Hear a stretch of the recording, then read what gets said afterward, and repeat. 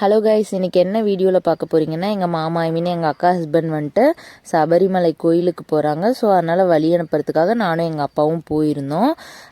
போயிட்டு ஃபர்ஸ்ட் எங்கள் அக்கா பையனை பார்த்தாச்சு.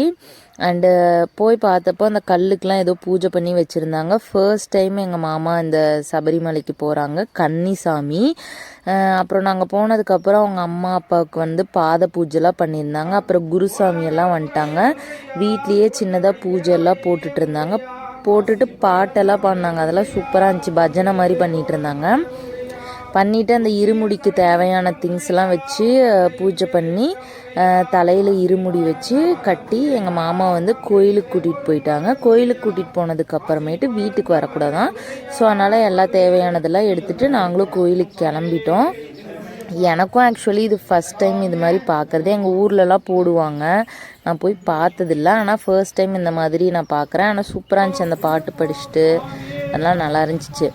அப்புறம் கோயிலுக்கு கிளம்பிட்டோம். கோயிலுக்கு போயிட்டு அங்கே கொஞ்சம் நேரம் பூஜை போட்டிருந்தோம். போட்டுட்டு அதுக்கப்புறம் இருமுடி எடுத்துகிட்டு கிளம்பிட்டாங்க சாமி. நாங்களும் கிளம்பிட்டோம்.